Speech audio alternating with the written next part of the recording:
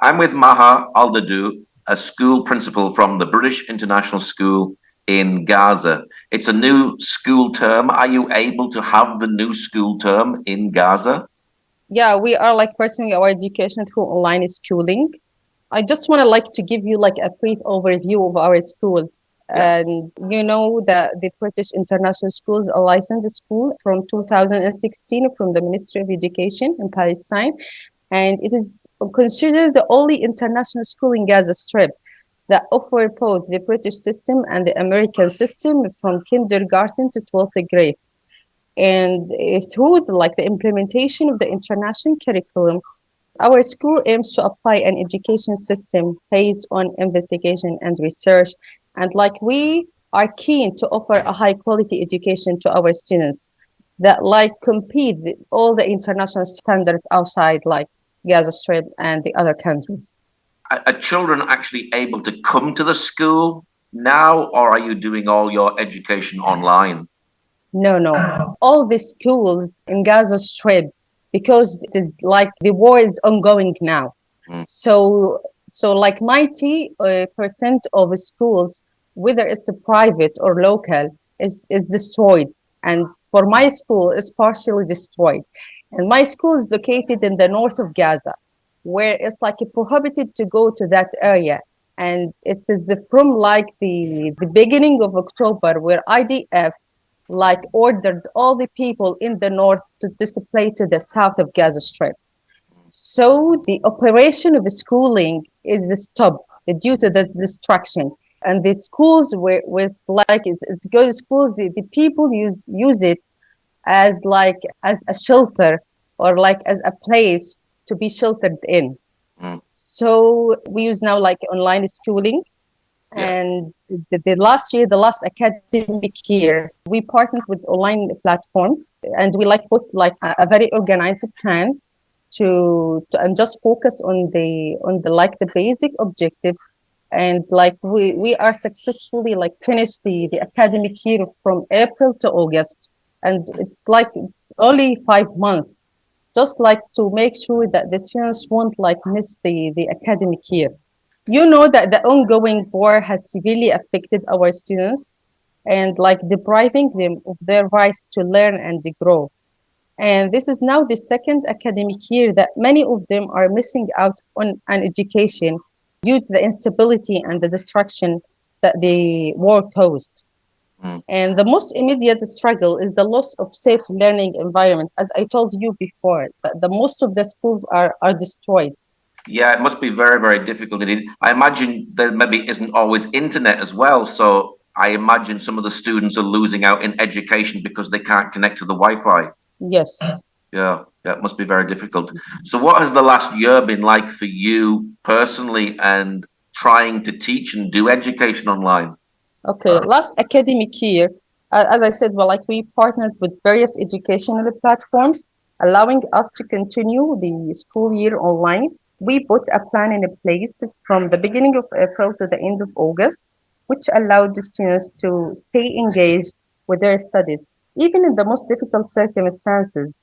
And despite the overwhelming challenges, we consider this a success, like a testament to the resilience of our students and the staff. Now, as we prepare to launch our second online academic year, we are proud to say that we will be using our own platform and managed entirely by our dedicated team.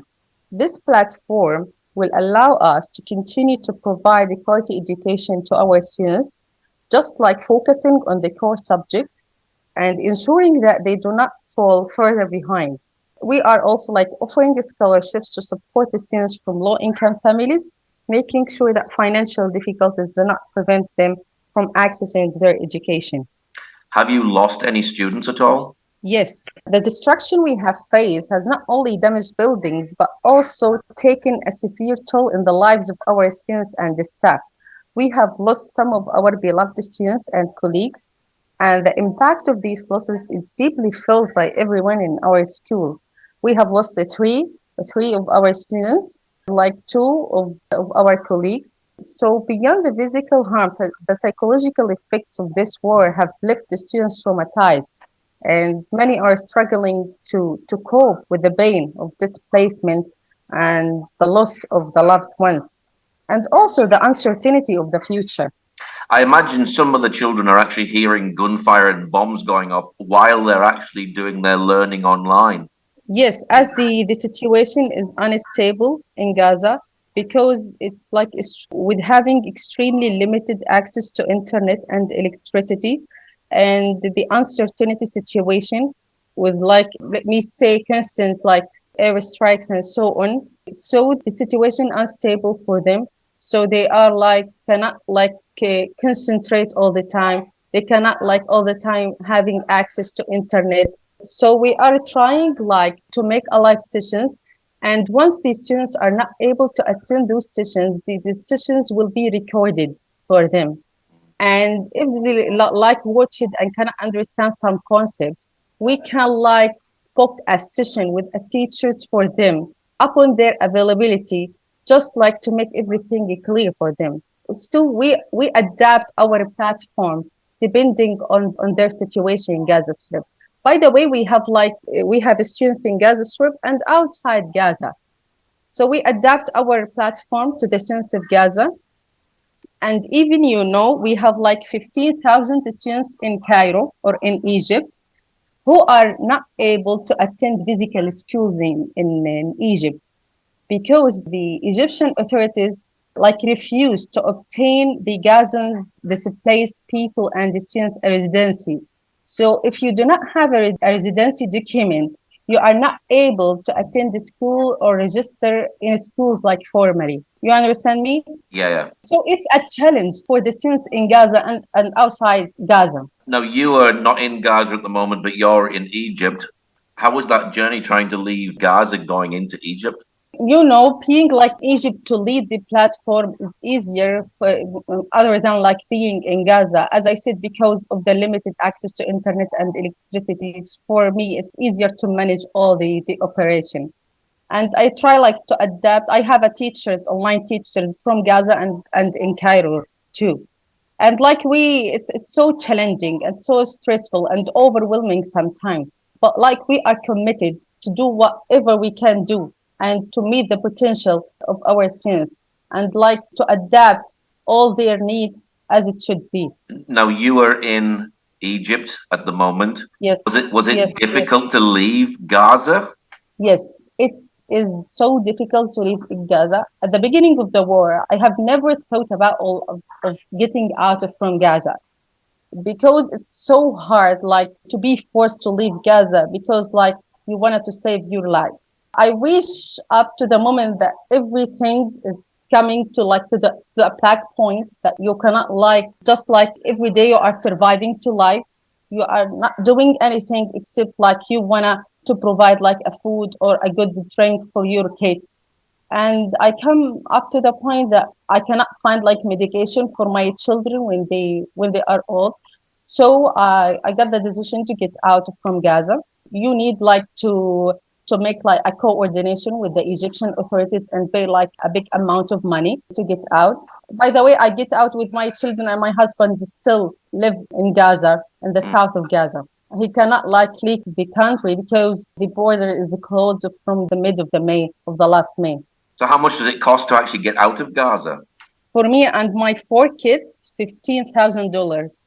Wow, that's a lot of money, isn't it, for a Palestinian? Yeah, it's a lot of money. Yes, you have to pay anything like you have, like I mean gold or cars or anything, just like to get those money to get out from Gaza and to save your life and your children's life too. Mm.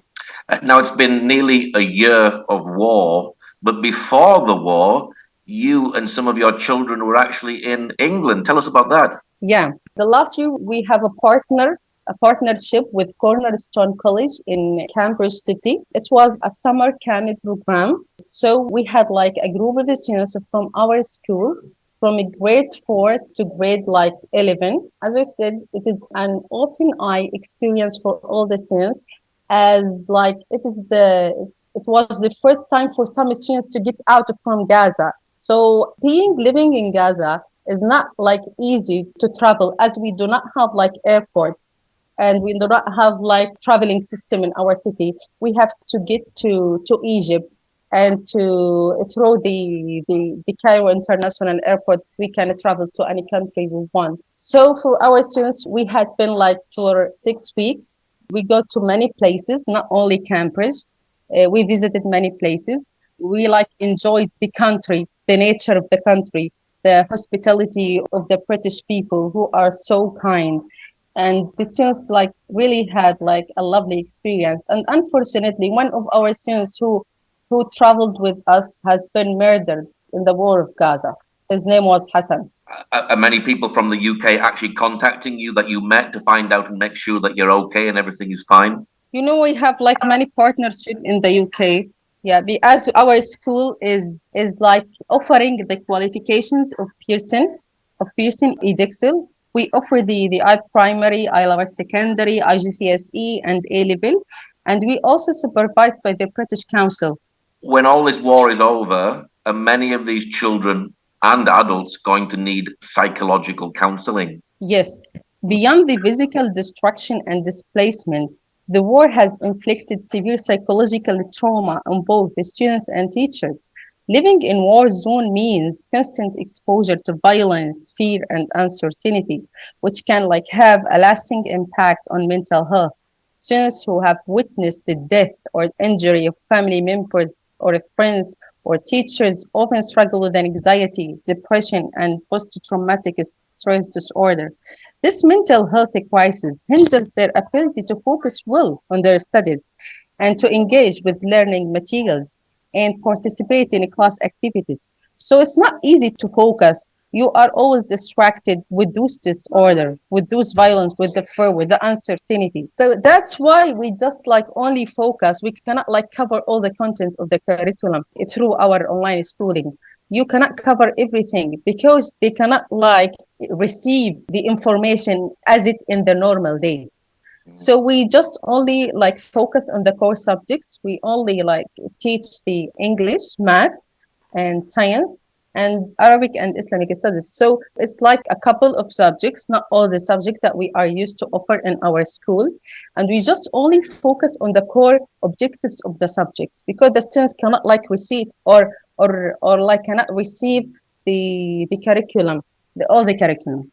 Yeah, it must be very difficult to actually study and focus during war, during this wartime. Yes, yes, Yeah, yes. yeah. What is your hope for the future? We hope for the future. The main thing is the war will stop soon. We need to stop the war as soon as possible. We need like to get back to our country, to rebuild our country and to rebuild our school. Because you know that the education is the strongest weapon that you can use to change the community, to uplift the people, to make a diversity, and to be like as our mission is like to make our students a global citizen. How badly damaged is the school? As we received from a couple of months some photos of our school, it was like 80% destroyed. The IDF was in the school itself, and they like was using their tanks invaded in the school building campus. So it's destroyed. Wow. What is your website, Facebook page for people who'd like to know more about the work that you're doing, perhaps even help you at this time? Yeah, I can share it with you, the website of our school and the Facebook page, bis.edu.ps. This is the website. And what's your Facebook page? British International School, Gaza. Well, Maha, thank you very much for sharing today the difficulties that you're facing in Gaza and outside. Thank you for the opportunity to speak today and shed light on the devastating impact of the ongoing war in our school and community.